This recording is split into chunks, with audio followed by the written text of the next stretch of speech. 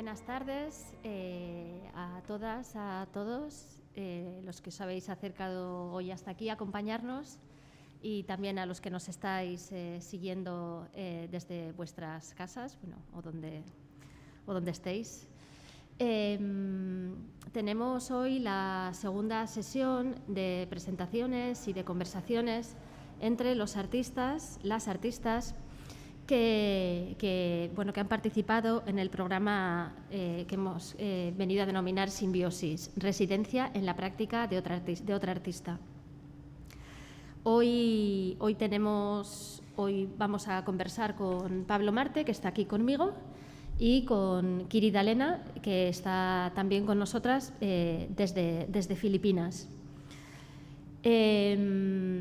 Una de las cuestiones que nos ha llevado a plantear este programa es que las artistas y los profesionales en general difícilmente sabemos o pocas veces sabemos en qué condiciones o en qué contexto trabajan nuestras compañeras en otras latitudes y en otras situaciones.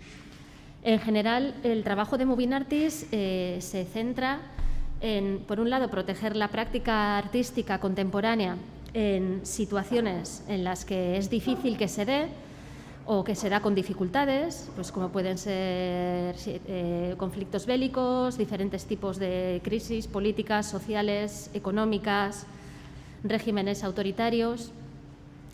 Y para hacer eso, uno de los programas que solemos llevar a cabo son unos intercambios de ida y vuelta con países, países seguros y países para los que la movilidad es complicada, ¿no?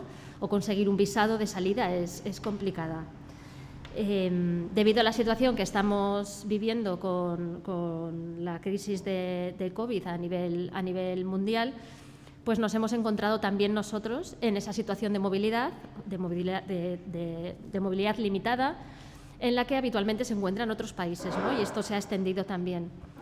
Eso ha hecho que las residencias y los intercambios que habitualmente hacemos no se hayan podido llevar a cabo este año, pero no hemos querido pararlo y hemos querido aprovechar la ocasión para cuestionar un poco cuál es la idea de la residencia, cuál es la idea del intercambio y saber si, aunque la movilidad es muy necesaria, si ese intercambio depende al 100% de la movilidad. Una de las cosas que nos estamos dando cuenta es que una cosa es la residencia que conlleva esa movilidad y otra cosa es el intercambio, que el intercambio posiblemente depende más de cuestiones como el afecto o como el compromiso. Sin extenderme mucho más, decir que hemos juntado a las artistas por parejas. Pablo ha trabajado con Kiri, Kiri con Pablo. Han trabajado juntos durante 2 meses.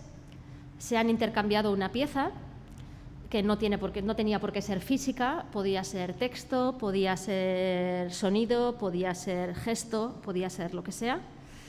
Y no tenía por qué ser un objeto. Y tras esos meses de colaboración tenía que surgir otra pieza de alguna manera, ¿no? Y eso es lo que nos van a plantear hoy. Vamos a ver y a escuchar primero a Kiri desde Filipinas. Y voy a hacer una breve introducción. Kiri Dalena es artista visual y cineasta. Sus obras de arte y películas se centran en las injusticias, las desigualdades sociales y los derechos humanos. Dalena trabaja tanto individualmente como en colectivos, como Southern Tagalog Exposure, activo desde el 2001 al 2008, y Resback, Respond and Break the Silence Against the Killings, desde el 2016 hasta hoy.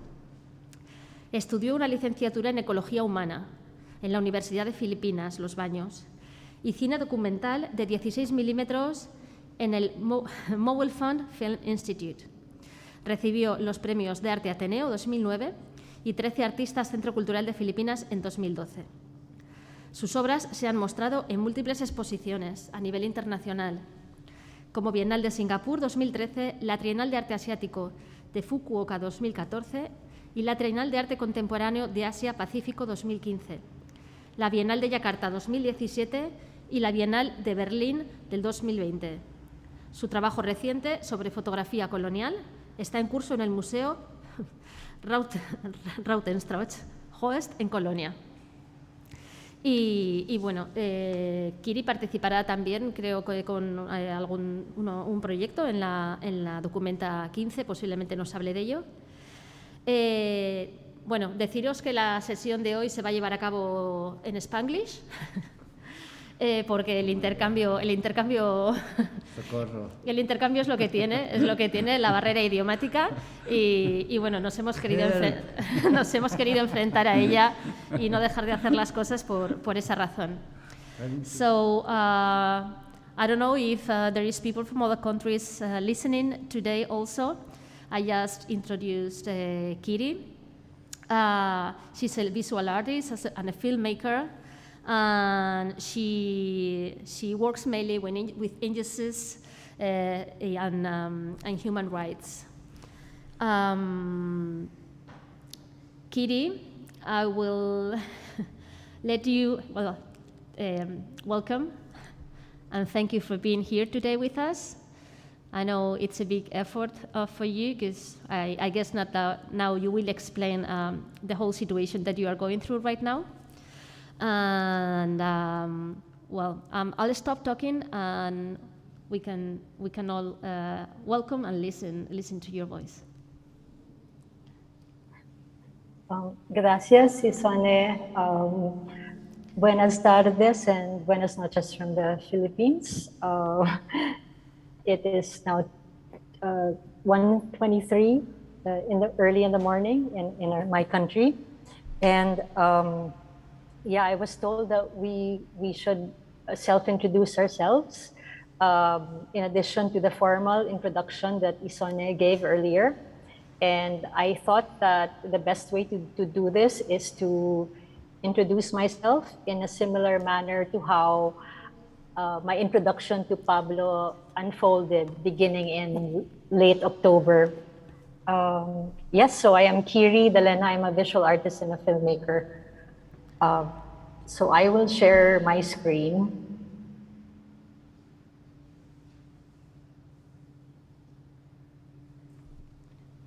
Okay, there you go. Okay. So I have been living in Iligan City in northern Mindanao since the new year. I speak softly because behind me, my 76-year-old mother and 3-year-old toddler are sleeping in a wooden bed that used to belong to my great-grandmother. Our house here is surrounded by nature, so during the day, a talk such as this would be infused by the sound of goats, birds, roosters, and ducks. On nights like this, there could be a symphony of frogs and the howling of dogs. I was living, let me full screen. There. So I was living in the capital of the Philippines, in Metro Manila, when the exchange with Pablo began 3 months ago. At that time, the capital was enduring a lockdown that was already 18 months old. I was free to go out for essential needs within Metro Manila, but it was a different story from my son and my mother, who were from home. It was difficult to complain about being confined to our home in Metro Manila for 18 months, given that millions of other Filipino households were in an infinitely more dismal situation than ours.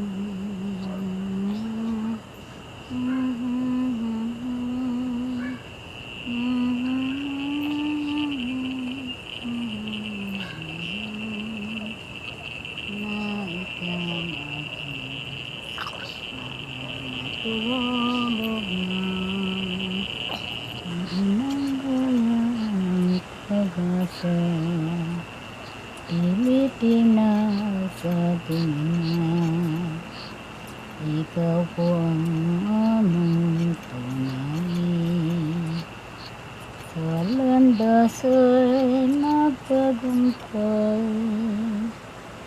ngayon ko ay panahon na makilala ka sa buong mundo. Tunay ka pong Pilipino, mayaman sa buong mundo. Mga bansa at mga riyon, magkaisa tayo ngayon. Ang Ama ay dakilain, ang Ina ay ilang natin. Ang bayan kong Pilipinas, kain ang ginto't bulaklak. Pag-ibigan sa kanyang palad, nag-alay ng ganda't dilag. At sa kanyang yumi at ganda, dayuhan ay nahalina. Bayan kong binihag ka, ang sadlak sa dosa. Ibon man may layang lumikad, kulungin mo at umiiyak. Bayan pa kayang sakdal dilag, ang di magnasang makaalpas.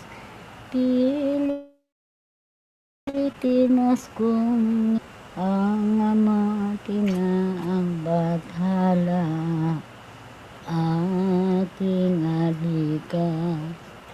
Makita kang sakdal, kay sarap mabuhay sa sariling bayan.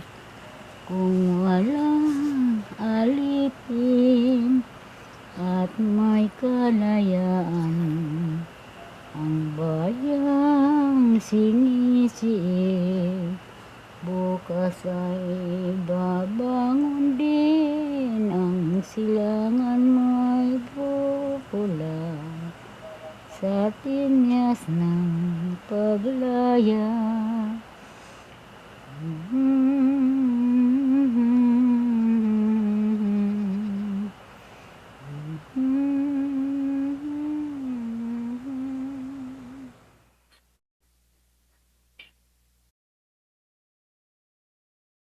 That 4-minute scene is part documentary titled Aluncina, which I made in 2020, just before the lockdown. It is the first work that I tried to introduce to Pablo for the simple reason that it was also the most recent work since 2020. The subject is something that consumed me in the last 6 years. It was during this time that a new president, Rodrigo Roa Duterte, was installed in 2016 and implemented program of a war against illegal drugs. This government drug war campaign unleashed a violence that is unprecedented in terms of scale and pacing. In the film that you saw, the children lost their father in a police operation in 2016, while their mother was imprisoned also on drug charges. So an overwhelming majority of those who were killed in the drug war, which is now estimated to around 30,000, are poor.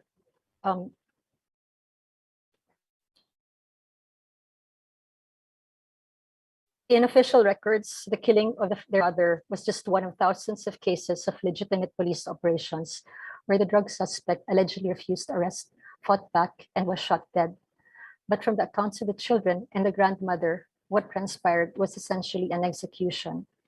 Their grandmother who took the responsibility of caring for the children left behind, was singing an important song in that scene. She was singing Bayan Ko, or My Country. It is not a common to sing as a lullaby to put children to sleep. Bayan Ko, the song that the grandmother was singing,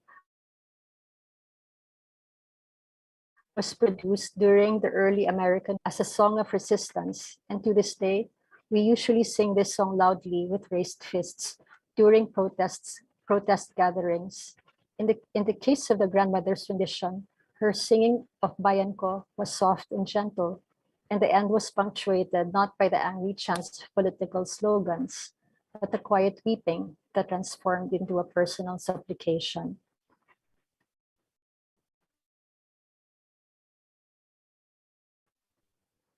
Another work that I introduced to Pablo was an old photograph of a Filipino woman. The identity of the woman is not known, but it is written in the caption that she is from Manila. From my recollection, it was the first work or photograph that elicited a response from Pablo. Now allow me to include the context of this work as part of my self-introduction. In June of 2020, I received an invitation to work artistically with historical photographs concerning the Philippines. It can be found in the Rautenstrau Joest Museum. These photographs are from the collection of German merchant Georg Cooper-Slossen, who purchased the photographs when he stayed in Manila in 1906 as a guest of American colonial administrator Dean Conant Wooster. The German Cooper was billed a total of 3,716 photographs taken over a period of nearly 20 years, from 1887 and the day of the last invoice, January 3, 1907. This 20-year period is fraught with the violent historical shifts in the Philippines. After enduring 3 centuries of Spanish colonization, a revolutionary society known as the Katipunan, or the Supreme and Venerable Association, emerged in 1892. By 1898, Filipino revolutionaries declared independence from Spain, paving the way for the establishment of the first Philippine Republic. It was short-lived. While initially introducing itself as an ally to the Philippine revolutionary forces in order to fight Spain, a common enemy, by December of 1898, the United States of America officially bared itself as our new colonizing power, offering to pay Spain the sum of $20 million to take possession of the Philippine Islands. The Philippine-American War breaks out by 1899. The president of the First Philippine Republic, Emilio Aguinaldo, who shifted to guerrilla warfare to fight the invading America beginning in 1899, was captured by 1901. Resigned to defeat, Aguinaldo says in an open letter, "Let the stream of blood cease to flow. Let there be an end to tears and desolation. The lessons which the war holds out, and the significance of which I realized only recently, leads me to the firm conviction that the complete termination of hostilities and the lasting peace are not only desirable, but are also absolutely essential for the well-being of the Philippines. But the fact remains that the Americans destroyed the First Philippine Republic. The stream of blood did not cease to flow, and the tears and desolation did not end." I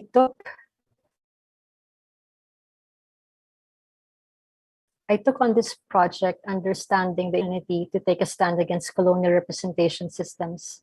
But little did I know how complex, deeply moving, and indefinite in terms of time this engagement would turn out to be. It is virtually an entanglement. And the materials that you work with, in this case, embody historical wounds that have not truly found closure. When weighed, a solely artistic intervention or approach will be found wanting. The series of photographs that I selected for counter images. The exhibition that is now ongoing in Cologne, Germany, are those that affected me the most. Christianized Tagalog women from the capital, deliberately in their baro and saya, are successively shorn of their clothing until their bodies are in full display. While Igorot men from the northern regions are similarly divested of their tradition, but only to be shown successively wearing constabulary uniforms and armed with rifles. For the women, I immediately understood that these are some of the most difficult photographs in the collection. At the onset, it seemed easier not to engage, but the urge to say something about these women and how they were photographed persisted. The best practice when contending with disturbing photographs, at least in the academic research that I encountered, appears to be only by describing them through words. But I felt the need to share their expressions, their eyes, how they made use of their long hair, not sufficiently described in words. With black calligraphy ink, I turned their light colored clothes black. And then I repeatedly inscribed black strike-throughs across their naked bodies. If the protest that I see or the resistance that I see, and for various reasons, could not truly exist then, I felt that there remains a need to manifest, register, and reiterate dissension, even 100 years later. The last work in series of stories that I am sharing is connected to my mother's birthplace here in northern Mindanao, where a visit of only a few days has been prolonged because of a COVID surge in the capital. The windows, stairs, and doors of the house where I'm staying in are built from a nara tree planted by my grandfather decades ago that was felled by Sendong or Washi, a strong storm that hit the region in 2011. The damage to our family's property is small compared to the damage left by the thousands of logs and trees that were washed down the mountains, destroying bridges and entire communities that lay in its path. In the shores of Iligan Bay, an estimated 5,000 logs and uprooted trees, some measuring as long as 70 feet, were washed out.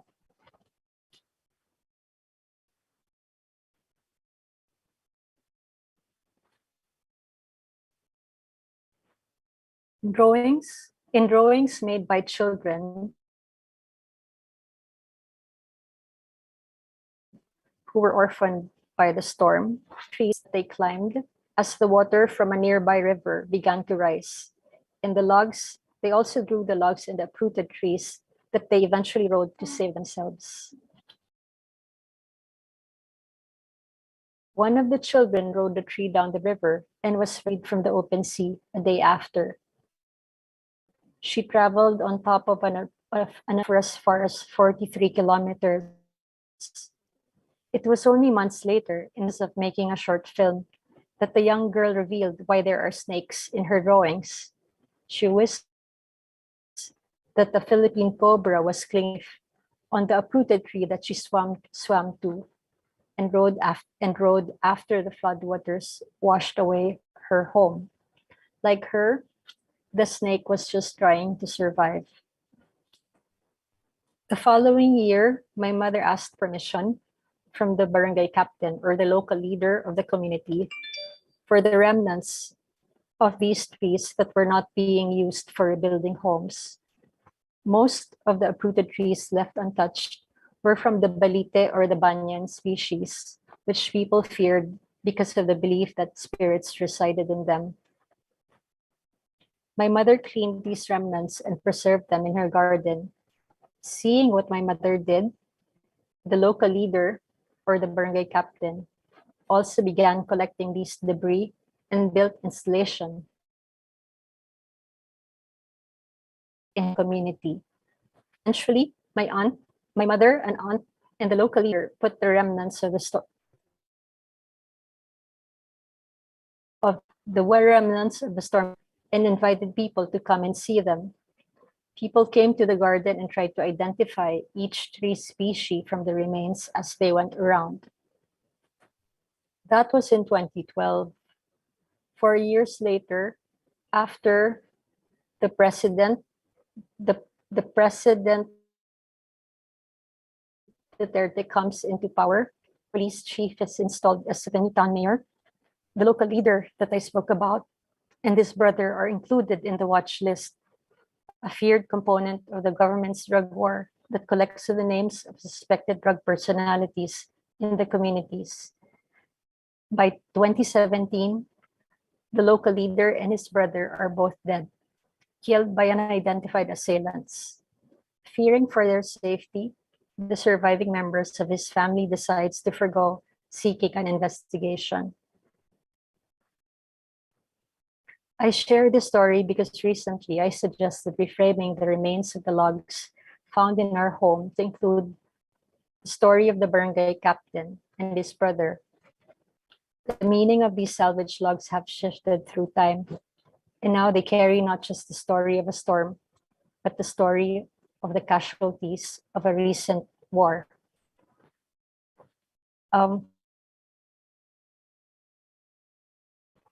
So this last part is where my conversation with Pablo about my own work sort of ended before this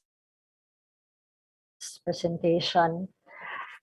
We meandered a lot, and I think we can talk about it later when we do the exchange. Yes, so I end my self-introduction here. Thank you very much for listening.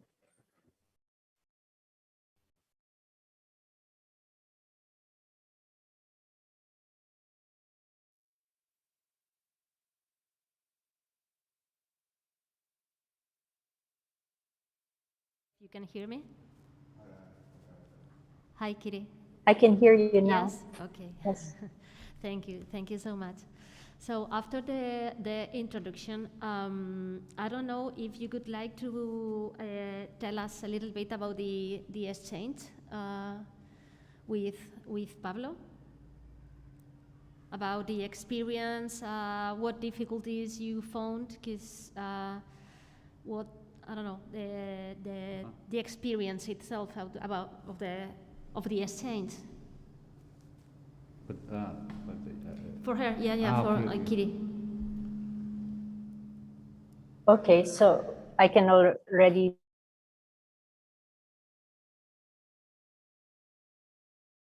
do that. When the invitation came in late October, the situation I was in Manila then and confined, and a lot of things changed in the last 2 months. For the first time, the lockdown or the prohibition against senior citizens and children from leaving home was lifted. This was by time in 18 months they were able to go around freely. It was something that we really appreciated, and but then at the same time, by the end of December, and we took the chance of traveling for the first time for my toddler in 2 years, and came here to the province, not knowing that instead of a few days we would be staying for over a month. So it was that shift that was also difficult for me. We were unprepared with the COVID surge that just came too soon, and I do remember always having to communicate and to say that this is the situation. I shifted, I transferred, and then when I came here, there was no running water. The electrical outlets were not working, and then, but we were fortunate that another cousin was also locked in. because of the COVID from home and installed Wi-Fi here. So now we're sharing the Wi-Fi. But beyond these technical aspects, I think one there was a beauty to the fact that the change is very open, and but at the same time, I think that this was also a challenge in the sense that Pablo and I were complete strangers, and because there was no, there was we were very free. We didn't know what we had in common yet, and uh,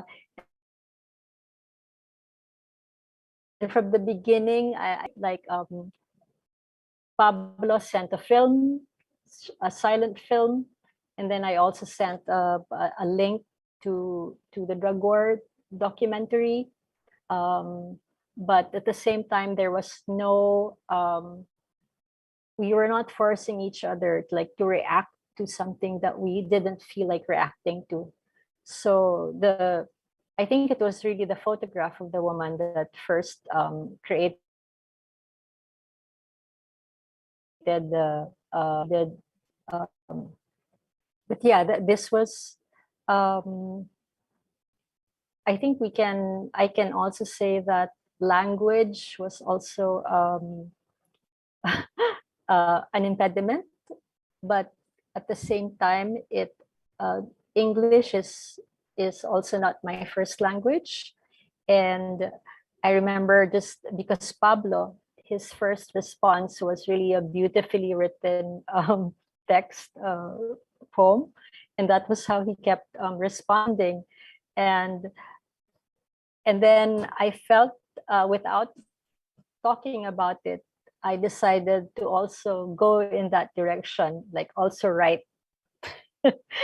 and and recently when we were assessing the exchange, I think we acknowledged this, that how come it took us a long time before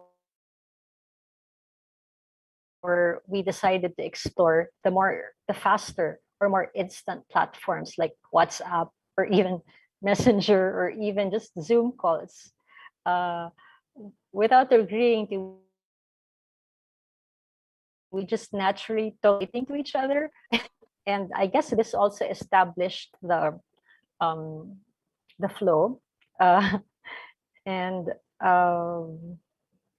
yeah, and am I speaking for too long? But those are just some of um, my comments about it. In fact, in one of my last letters to Pablo, I just said that I wish that um, a correspondence like this was not constrained by like 2 months or 3 months. Something that we, the letter writing that we started, or the type of correspondence that we started, um, could have proceeded more organically if there was no perhaps if it was not confined by time. Um, so those are just some ideas, and at the same time, I felt that this is new. This is the first time that I participated in an exchange of this sort, where um, residencies are often like you're taken out of your context and like put in a place where there's very little interruption, so you can focus on the residency or the exchange. But this is different because we're in the middle. You don't take us out from where we are, and we really have to find a way to connect in the middle of what we are doing. And I do welcome these interruptions. And yeah, that's a few comments. Okay, thank you so much, Kiri. So, so that you have time to talk to each other later, I'll introduce Pablo now so that he can introduce himself. And so that then you can have your own conversation. Is that all right? Yeah? Okay. I'll do this in Spanish. Claro. Vale. Bueno, no sé, yo ya no sé, bueno, da igual. Pablo Marte es artista, escritor e investigador. Actualmente desarrolla una práctica sintomática e intertextual donde elementos de lo biográfico, lo anecdótico, lo casual, los relatos vivenciales, etcétera, y elementos también de lo fabuloso, lo irreal o lo increíble, se reúnen en estructuras plurinarrativas. Graduado en realización de cine y televisión por la Escuela Municipal de Audiovisuales de Barcelona y licenciado en Bellas Artes por la Universidad de Barcelona, ha mostrado su trabajo en contextos como las 26 jornadas de estudio de la imagen del K2M de Madrid, Móstoles, el C3A, Córdoba, la Fundación Bilbao Arte, la Galería Carreras Mújica de Bilbao o Cineclub de Santiago de Compostela, Hangar, Centro de Investigación Artística de Lisboa, Tabacalera, San Sebastián, Azcuna Centro de Bilbao, Cádiz Art Foundation, París, Artium y Vitoria, entre otros. Bueno, Artium en Vitoria, entre otros. Y bueno, con Pablo hemos tenido una sesión de trabajo muy interesante esta mañana, en la que hemos podido compartir con él un proceso muy suyo de trabajo con las imágenes.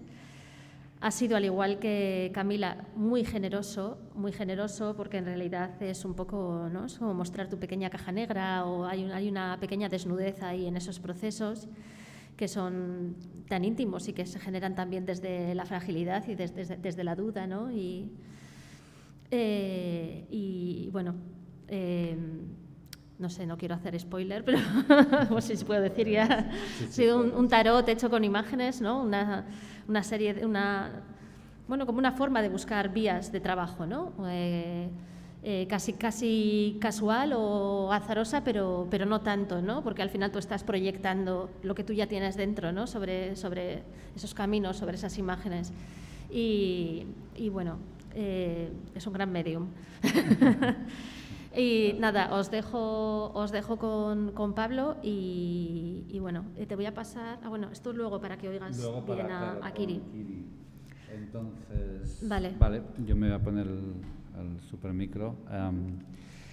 Bueno, voy a decir solo, también pensando en que Kiri me entienda y también porque tengo los textos en inglés, voy a solo decir la introducción en castellano y lo demás lo haré en inglés. Entonces, bueno, lo primero, pedir disculpas por mi pronunciación. Creo que,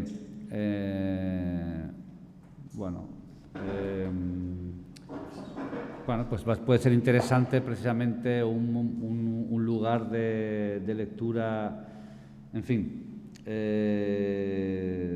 donde la lengua se abre a los roces de por un lado el desconocimiento y por otro lado las posibilidades fonéticas y a ver qué pasa. Entonces, leeré a continuación unos fragmentos del primer mail que le mandé a Kiri, en el que presento, en el que le mando el vídeo con lo que doy comienzo al intercambio, y luego voy a leer dos poemas que tuve el atrevimiento de escribir en inglés, toma ya, y que también voy a leer en inglés, y con eso voy a concluir mi presentación del proyecto y luego ya comentaremos con Kiri, también con Isone si se une, otros aspectos del intercambio.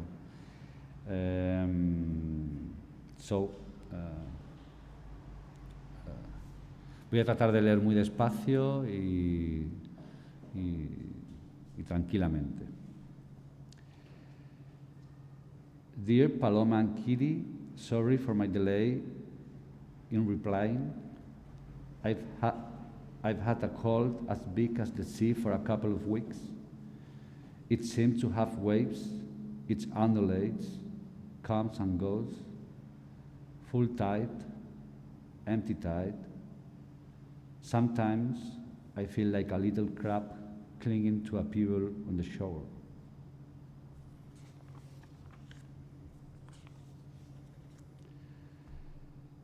I'm sending you now a piece of silent video that at the time had an ancillary character. It's accompanying a film I made called Imperialize, following an invitation from the Spanish curator Julia Morandeira to work on the figure of the cannibal in a curatorial project entitled Cannibalia, which was exhibited in Paris and Lisbon. I focused the question of the cannibal on what I found to be the first appearance of an anthropophagus character in Western literature. Book 9 of Homer's Odyssey. Odysseus, looking for the way back to Ithaca, arrives at the island of the Cyclops, and there he meets Polyphemus. The chapter basically tells the story of a plunder. For me, what Polyphemus and the cannibal had in common was that historical form of a figure trapped in a kind of role that is the subaltern subject, which could be read from many sides, from gender, race, the decolonial, and so on. I, in particular, read Polyphemus from the queer. The story of this encounter is extremely rich in possible metaphorical interpretations, and the images that illustrate it have been repeated iconographically throughout the story of art. So it was possible for me to collect it through a walk, through a compilation of these images. The video I am sending you is simply the recording of a notebook I made with some of these images, which I used as a visual script in some moments of the shooting of Imperialize. The notebook is black with black pages, and it reminds me a little bit the Mnemosyne Atlas by Warburg.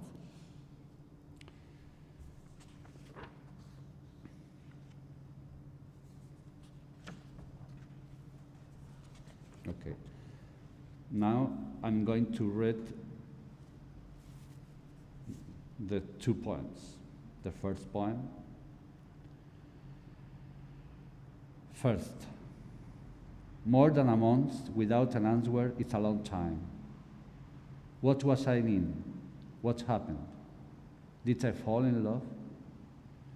Were these weeks the sturdy legs of a sorrel horse pummeling dusty roads in arms? By whom did they rise dust? Maybe I trust myself and thought, these whisks gallop in circles. Will they come back? But I really knew that the 4 legs of the horse never ride in time. Were my days those little tears that the corners of my eyes slit like perfume? Before whom? A chin that gently climbed up my neck and whispered something in my ear? Maybe he said, don't wipe those tears away. Let them rest there. Let what they reflect be my mouth kissing your dreaming verb. No, nothing like that. I didn't fall in love. I already was. With a son I brought back from summer in a wicker basket. I had long baby wavy hair, and the sun grinned down on them, with its frail rays like my curls on the cold November ground. I was sketching its cat's grin until autumn swept away the last wisp of light. How dark is Bilbao, Kiri? 2. Something I read concerning that Dean Conan Worcester, the zoo businessman who shot the photos and then sold them, reminded me of a poem by Anne Carson about John James Audubon, the Haitian-born Frenchman ornithologist, who lit himself as a noble rustic American, wired in the cloudless poses of the great naturalist. The poem says, Audubon perfected a new way of drawing birds that he called his.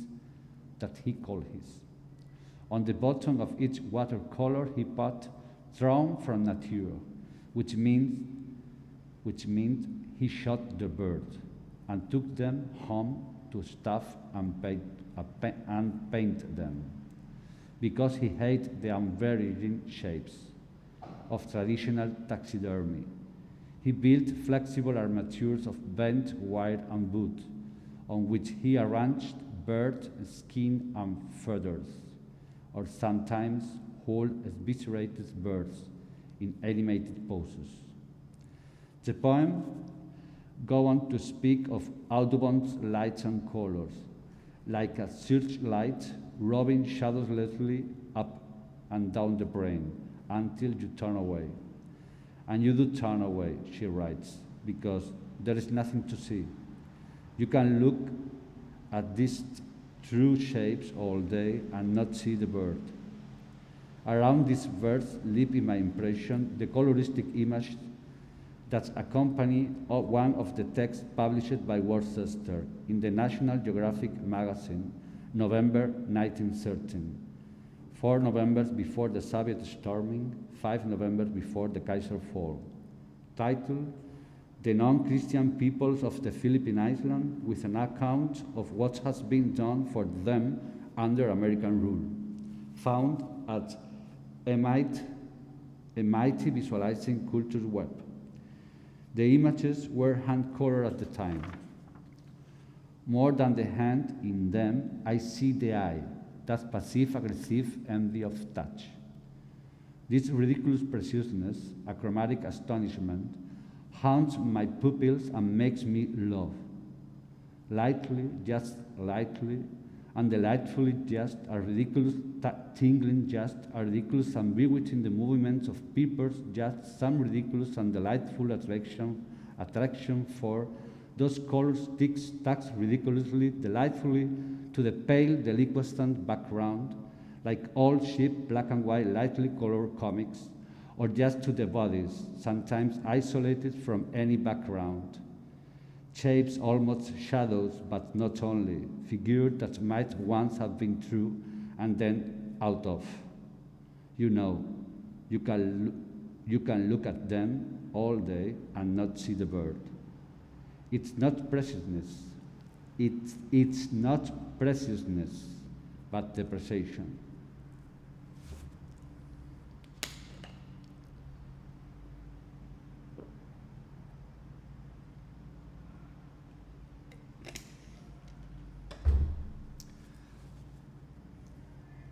A sentence by Wittgenstein I read in Programa by Derek Jarman comes as a last-minute character to say, a color shines in its surroundings, just as eyes only smile in a face.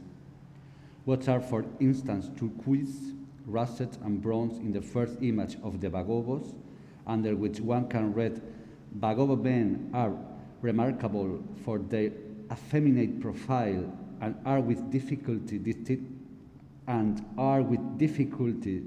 distinguishable from women, tristes entropiques.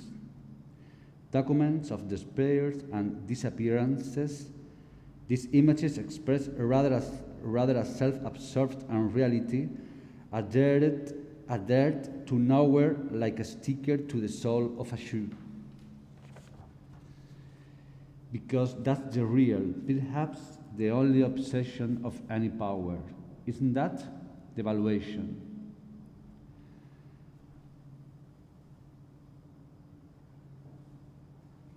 As I'm writing this, I read in the news that German Chancellor Angela Merkel has chosen an Nina Hagen's punk song to be played by the military orchestra in the Großer Waffenstreich, her farewell ceremony. In the song, recorded in 1974 in East Germany, Hagen is on holiday with her boyfriend Michael in Hidden-Sea Beach.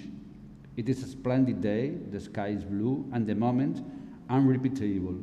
But she's very furious and tells her boyfriend off.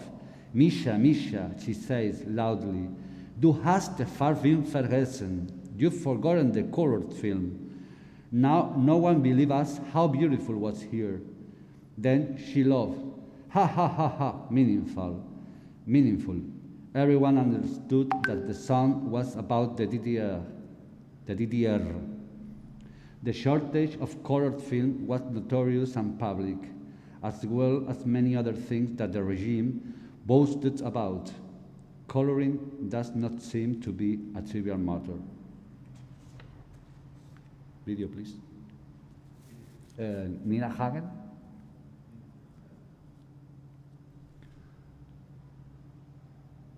No, video. El video de Nina Hagen.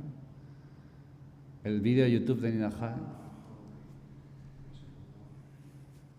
Bueno, pues.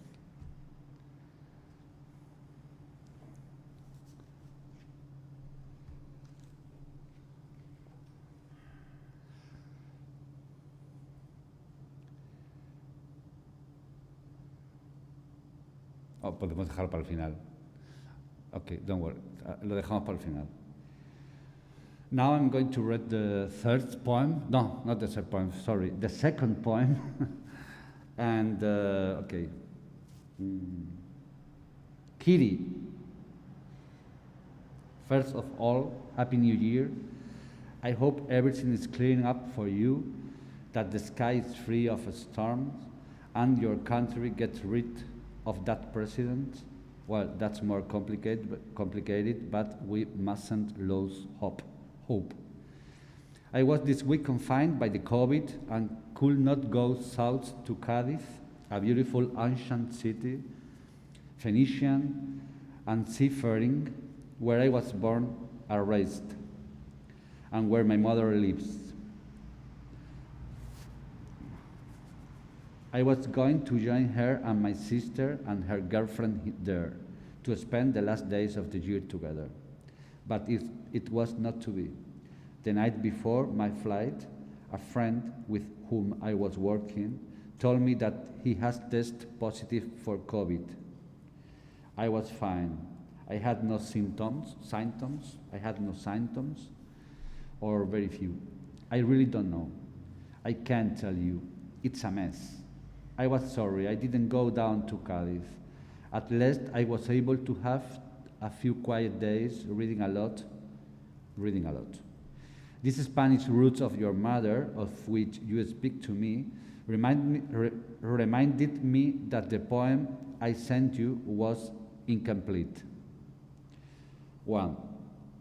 Now this is the poem. Now the poem starts. One.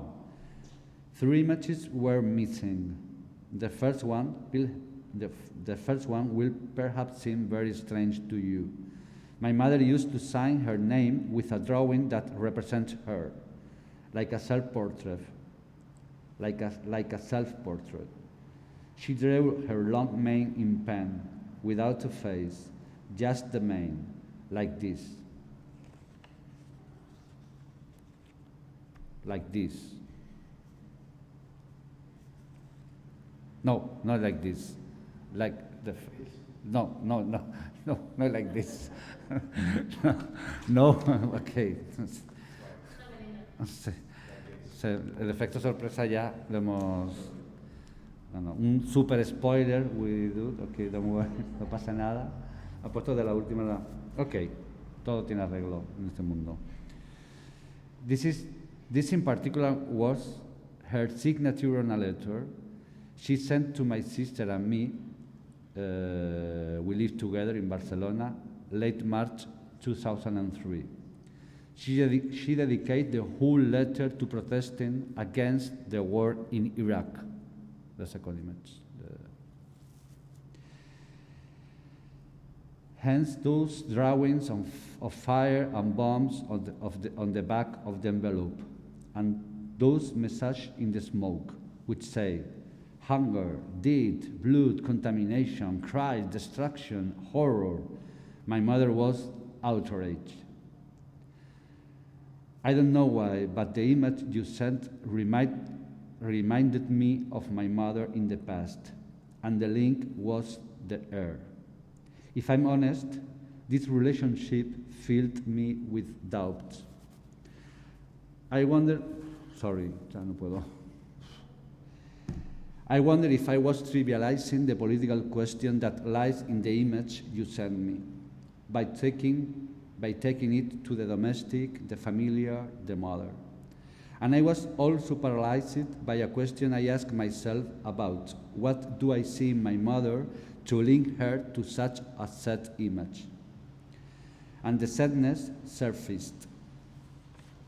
It was the sadness of one that led me to the other. That sadness I can't explain to you here. It doesn't make sense. It is not relevant. Of course, it is certainly much more transcendental than a question of relevance in a relationship of images. But let's leave it aside. When sadness is talked about too much, it ends up occupying everything. Everything is filled with sadness. It becomes the center of the matter.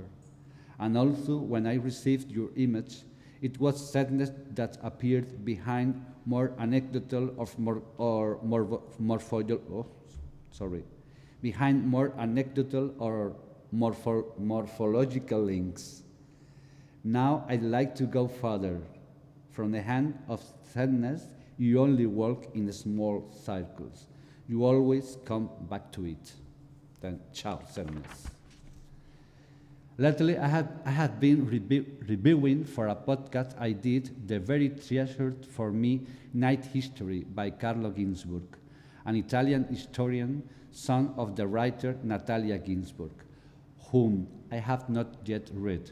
Her Family Science, a title I took for a text I wrote, awaits me. Night History is a study of the anthropological and cultural roots of the Sabbath. Ginzburg brings together an enormous mass of documentation on cultures and peoples far remote from each other in time, space. In the introduction, as all historians are wont to do, Ginzburg tells in detail his procedure and methodology. He says, I had been trying for years to bring testimonies about myths, beliefs, and rites, based on purely formal affinities, without worrying about inserting them in a historical framework. He finds an answer in his own way. He finds an answer in his own way in Wittgenstein's remarks on Fraser's Golden Bough, which is also a luminous discovery for me in my own way. A digression. I think this is the second time I refer Wittgenstein to you, which is random. I read Wittgenstein's only once, so long ago that I was not old enough to understand him. And that's what happened. I did not understand anything I read. After a few years, I drank his biography by Ray Monk. I don't remember much. I observed with the most sensitive attention everything that had to do with his homosexuality, which Wittgenstein also placed in brackets, and which I relate to that fixation he had for isolating himself to concentrate on logic, and for which he built himself a cabin in a fjord in Skogn, Norway. End of paragraph. Wittgenstein writes, the historical explanation, the explanation as an hypothesis of development, is only one way of assembling the data of their synopsis. It's just as possible to see the data in their relation to one another, and to embrace them in a general picture, without putting it in the form of an hypothesis about temporal development. This perspicuous representation, notes Wittgenstein, brings about the understanding which consists precisely in the fact that we see the connections, hence the importance of finding connecting links. Hence the importance of finding connecting links. That is the path I have followed without realizing it, comments Ginsburg, and he continues reading Wittgenstein. As one might illustrate an eternal relation of a circle to an ellipse by gradually converting an ellipse into a circle, but not in order to assert that a certain ellipse actually, historically, had originated from a circle, evolutionary hypothesis, but only in order to sharpen our eye for a formal connection. Ginsburg then takes a step back. He says, morphological research cannot, for both intellectual and moral reasons, replace historical reconstruction. What it can do is requisite. He speaks of these formal relations and analogies as a sounding lines to experience and otherwise unreachable, deep stratum. I repeat, sorry. He speaks of these formal relations and analogies as a sounding line to experience and otherwise unreachable, deep stratum. Third, the second image is this.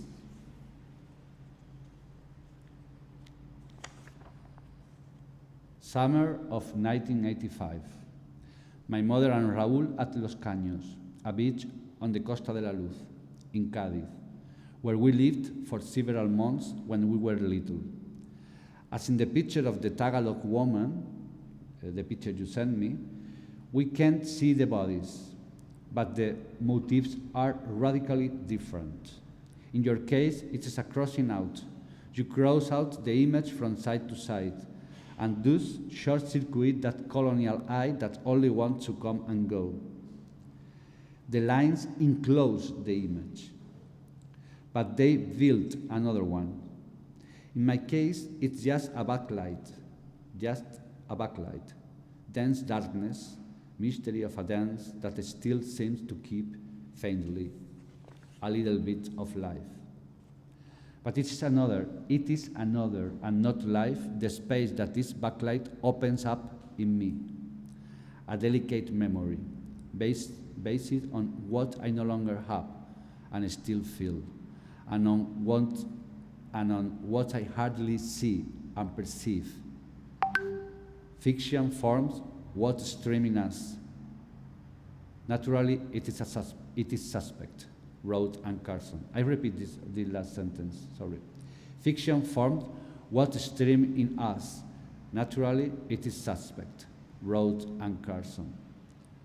Both Mom and Raúl are naked, as we all were in those happy midsummer days.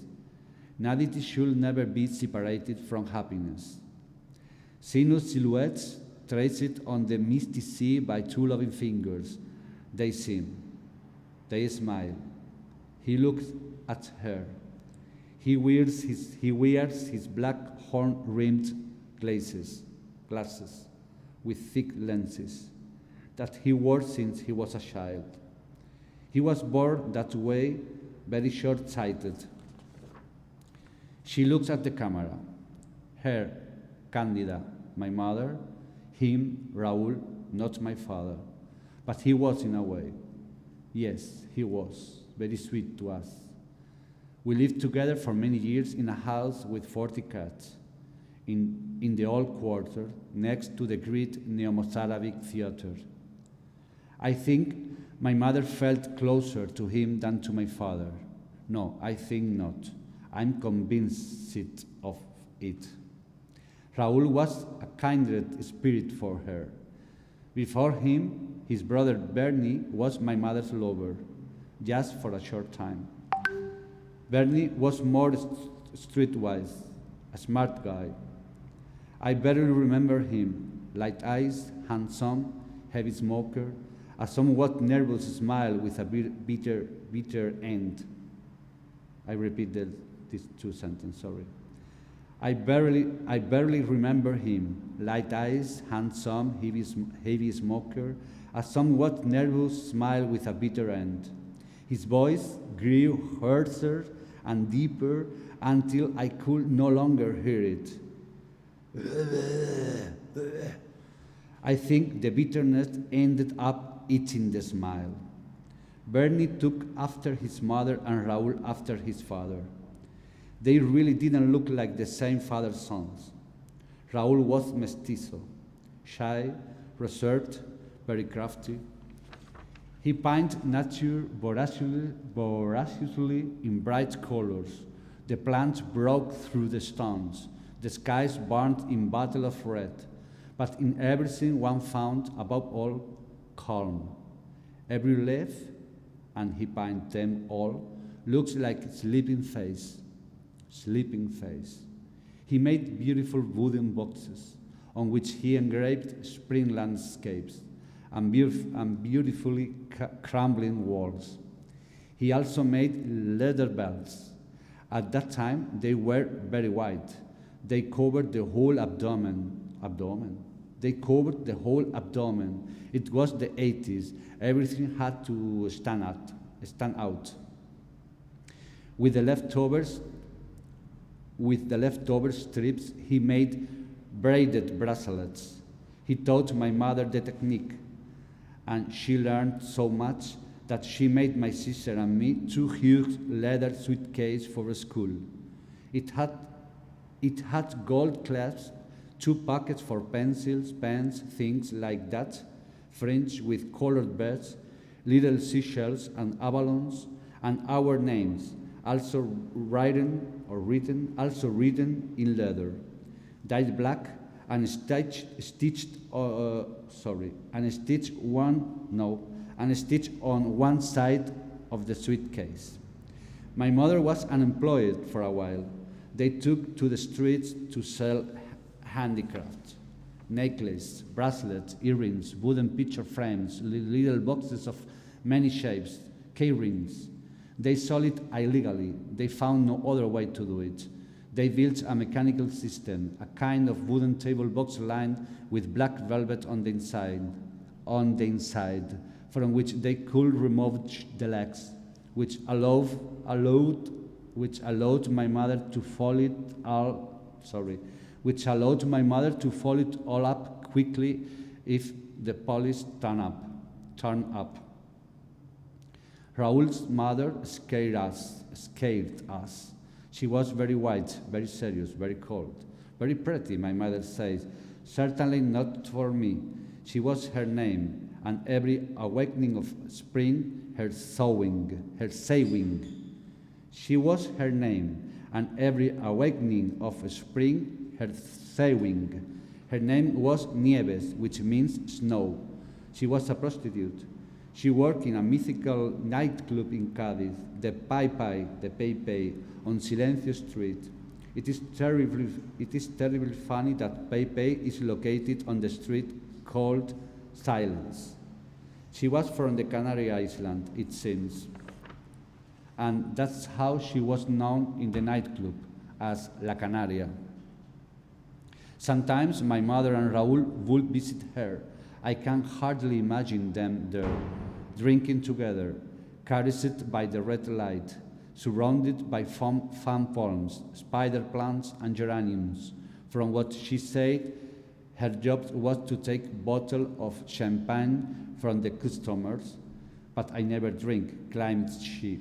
She secretly,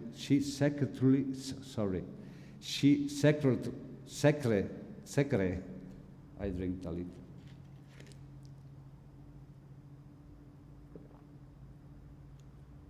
She secretly emptied the champagne glass into a flower pot. I guess it was customary to make them pay twice. About Raúl's father, I never met him. My mother told me yesterday night by phone. She saw him only in pictures. Shorter than Raúl, a bigger head. His name, same for father and son, but don't listen to me. She thinks that he did get to know him, and even lived together for a few years when he was a child. But who knows? In Madrid, a doctor, maybe. One thing is for sure, he was Filipino. After a few years, my mother broke up with Raúl. We grew up, and while some grow, others feel the wind on the nape. Others feel the wind on the nape. The wind. Others feel the wind of the nape. We move out of that house with 40 cats in the old quarter to a newer building on the outskirts of town, where the wind was rushing merciless through the streets because of the ill-conceived, hastily built urban planning typical of the Spanish miracle. Because of the ill-conceived, hastily built urban planning typical of the Spanish miracle. She continued to hold him in her heart. They maintained a friendship. Although he went from bad to worse, heroin, precariousness. Between the heat and the cold, there is only one place to drop dead, and that's where he went. Although I don't know enough about this part of the story, I was going through a selfish adolescence. I didn't see him go. I didn't say goodbye. I did not support my mother. I sped in the air many times down those streets of thrilling winds. My mother says he came to recover. My mother sometimes dreams, speculates about a relationship that could perhaps have been resumed in another way. There is a photo in Los Caños taken by my mother in which he holds my sister with his arms up in the air, like a trunk with two strong branches. He and my sister look at the camera and laugh. He had an elongated, playful, and boyish smile. He seems invincible.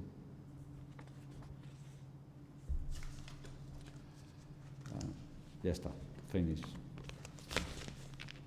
Thank you. And now, what we do?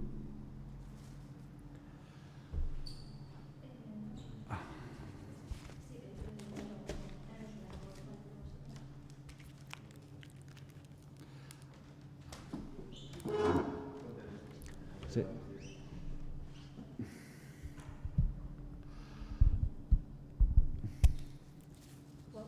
Yeah, just a minute. Este momento de mascarilla es un poco... Yes, del lado del otro, okay. Well, yeah, thank you, Pablo. That was a moving story. Well, I think that maybe you could briefly dialogue a little bit in between you both. Also, because I think you have been focusing maybe more by the end of the exchange on that idea of the image and the counter image. Oh, yeah. How Kiri was sending you those images, how you were answering with the other images. So the image, the counter image, and the encountered image. Encounter ¿no? image. Como habéis llegado un poquito al final a esa idea de la imagen, la contraimagen, se puede despolitizar esa imagen, o se le puede quitar la carga colonizadora, todo ese... Un poquito para que comentéis un poco... Sí. I would like to have my notebook there. Oh, Yes, yes, because I have here a little poem to maybe I can read. Bueno, hi. ¿Ella me escucha? No, ¿sí? ¿Kiri? No. ¿Ya? ¿Hola? Hi. Hello, Pablo. Hola, I'm here. Okay, you here then? Yeah. Okay. Yes, I hear you, and I heard all the letters again. Oh, yes. Oh my Very God. different, very It's very embarrassed for me. different from being read. Even more.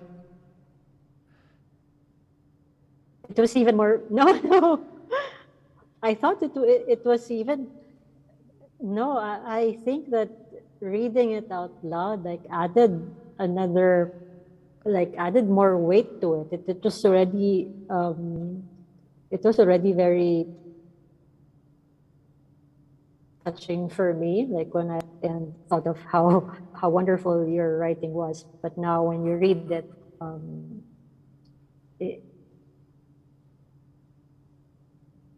I don't know, just it almost felt like I was reading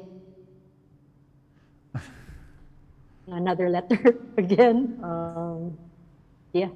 Yeah. Okay. Era difícil para mí porque se cortaba. Ya es la. Okay. Then our exchange and also this question of the counter image. I think that this was a really good point when you sent me this image, because it made me think. It made me think about. No, it made me think what kind of answer or how I can continue or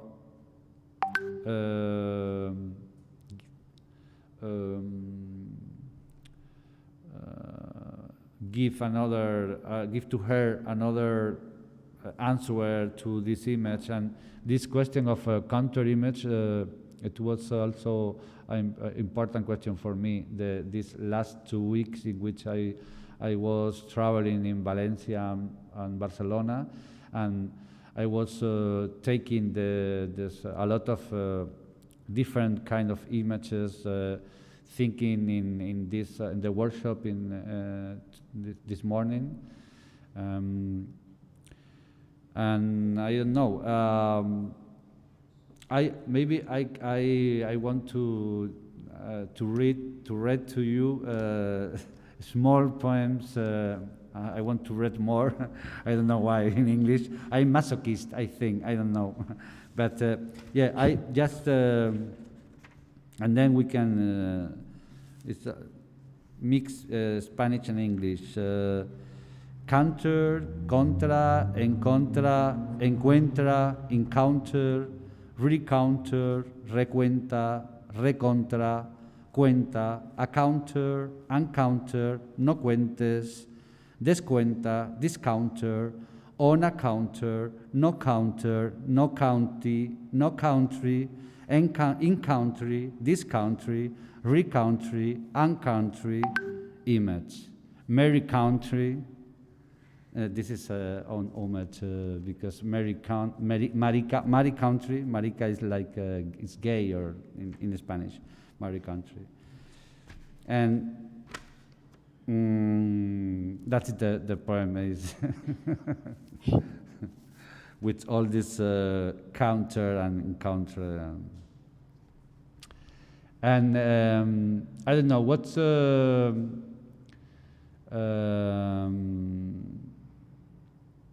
This when we told this morning, we speak about 3 lines of our exchange.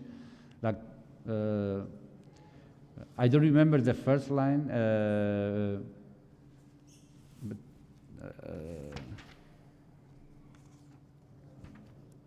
because it was very early for me, 6 in the morning, and I had just a coffee, but we had clearly some lines and yes, I'm trying to recall it now. I had my notes as well, like 1, 2, and 3. Yes, I think that the first is and no. I do remember that the first thread was the woman, that we were, for some reason the photograph of the woman galvanized Yeah. a thread that we were going to, that we followed, you know, after grappling, and another thread that we wanted to speak about was the use of written words, or the method of writing to each other, Yeah.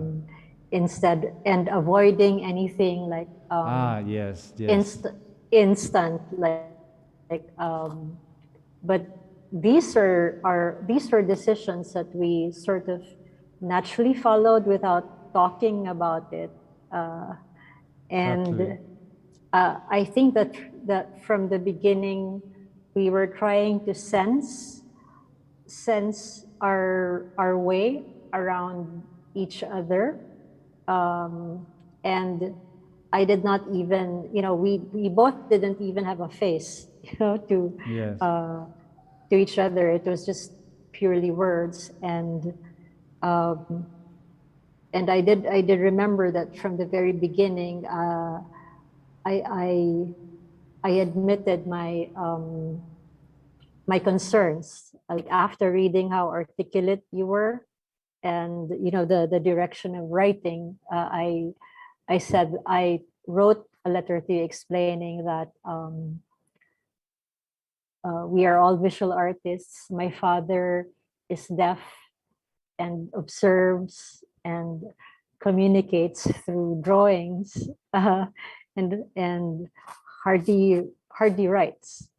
But I think it was the the way you responded also prompted me to start writing, and I did.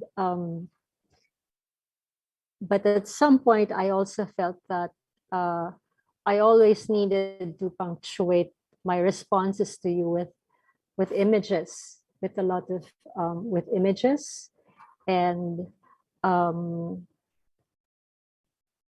and and this I think led to the third thread which we wanted to speak about, which was the garden, the trees, and the snakes. You know, the images that I started to send to you when I arrived here. So we jumped from the woman, the nude woman, from the colonial photograph, to this this garden in Mindanao, where snakes freely enter the house. There are animals and trees everywhere.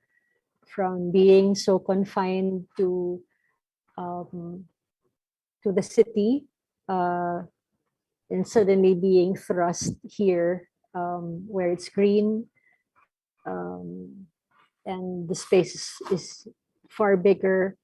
Uh, I think that also shifted our conversation um, from Worcester and the American photographs, American colonial photographs, and the photography to trees. There's something more organic, and yes, uh, this is what I realized about how um, we were. I was always grappling with trying to find something cohesive, but at the same time, the something that would connect us. But to be able to do that, uh, we always had to meander, you know, to different topics, like what we see around us, what we are reading, where we are going, and then we latch on to something that could connect us, um, and and I think um, this is why I also commented earlier today that is our was the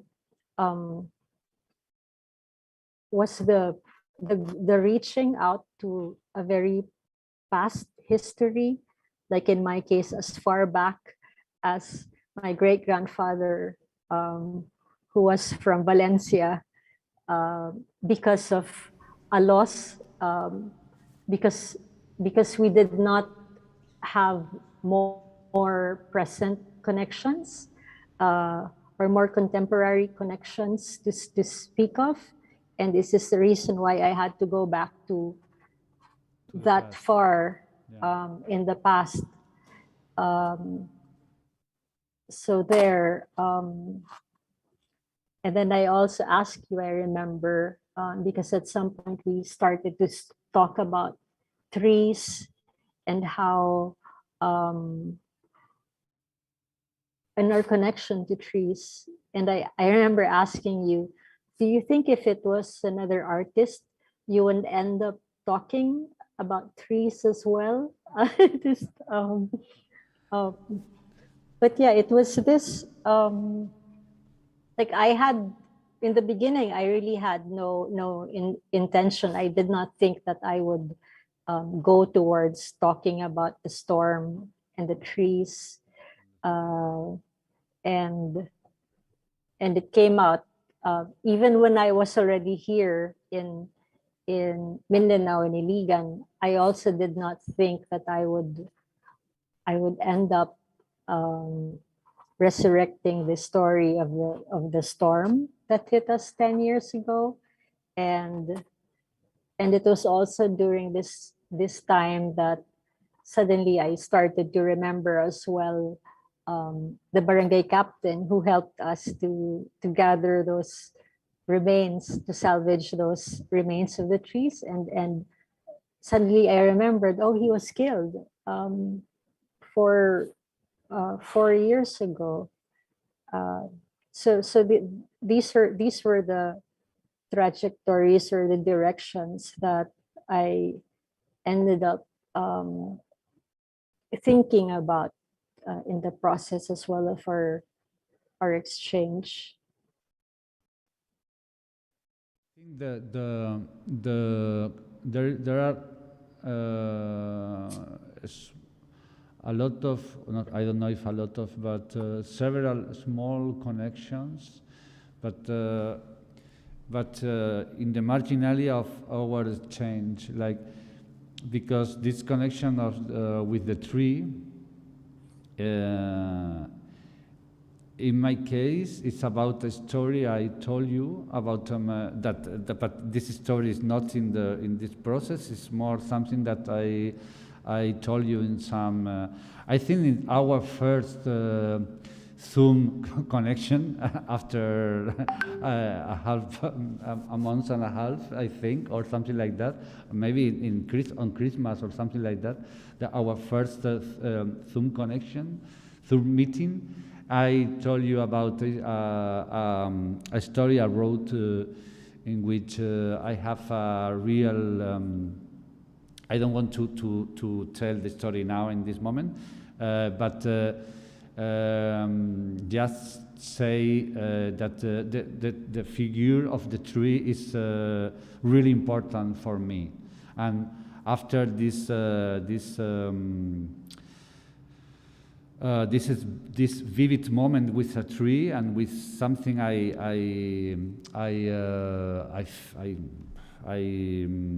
live, then for me all the three are very important for my in my life and in my way to see the city and the landscape, etc., etc. And I told you this story, and you were in your garden, and then you told me about the tree behind you, like for example in Filipino, the name Filipino. And when you say to me, I wrote the name and I googled name Panga. What is I don't remember what the name you said to me. I try to translate in Google to see what kind of tree, and it was beautiful. Like it was the first time I saw in your garden around you, but also it's for me it's like ¿no está? Kiri, are you there? Ah, igual es por...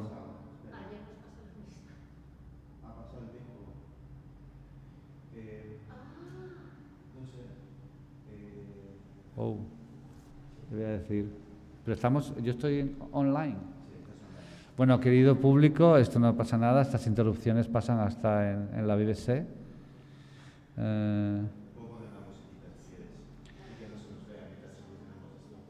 Es bueno, igual.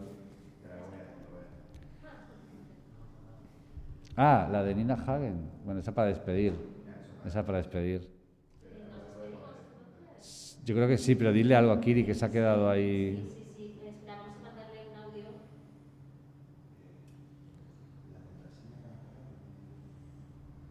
Sí, ¿no? Que es...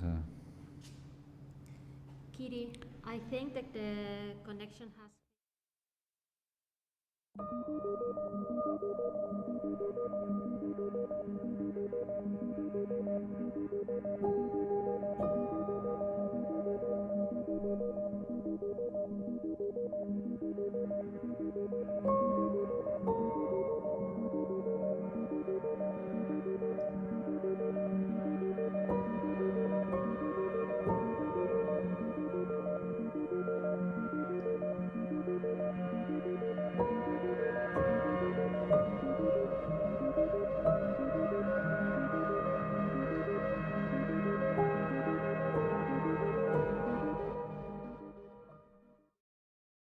Saca el champán. Ah, vale. No sé qué le estaba diciendo. Kiri, okay, so as we said, thank you so much for your generosity. Thank you, Kiri. Sorry for keeping you up that late at night. Now you can go back to bed, I guess. I hope that you don't have more work to do. And as we said, they are closing now here, and the connection just disappeared. So thank you, and we talk soon. And enjoy that garden for us. Sí, enjoy the garden. Bueno, y nada, pues el mismo agradecimiento para ti, Pablo, que sois súper generosos. Ha sido un placer. Y nada, y que yo me lo paso fenomenal escuchándoos y conociendo mejor vuestro trabajo. Y bueno, y estas conexiones casuales, estas cosas que van saliendo, ¿no? Si la foto, el árbol, el tal, el no sé qué, no sé, nunca ha sido nuestro planteamiento que haya una obra terminada. Y yo creo que el que te haga pensar a veces en qué es lo que te ha interesado, qué es lo que, no sé, siempre se generan cosas. Sí, luego o eso es lo que yo es lo que creer. decía ella, se han generado muchas de las conexiones que se han generado eran más potenciales y de hecho no han aparecido hoy porque tenían que ver con cosas que estaban un poco fuera, que no se han formalizado del todo, podían dar lugar en un futuro, pero eran como relatos que nos habíamos un poco contado en la intrahistoria. Sí. Hay no mucha, pero algo de intrahistoria que como siempre queda fuera, pero bueno, los afuera son muy interesantes. Bueno, y ha surgido tanto en vuestra conversación como con el intercambio que han tenido Camila y Solange, ha estado lo humano muy presente, ¿no? Sí. Porque ha sido tan de tú a tú que ha estado muy, muy presente. Y está bien que sea así también, ¿no? Sí, claro. O sea, poner siempre lo humano primero. Bueno, pues ya estamos. Créditos, por favor. Yo es que no sé cómo no fui presentador, de verdad. Lo he ido soltando, poquito a poco. Poquito a poco, sí. Bueno, Ay, y mañana lo he pasado de mal.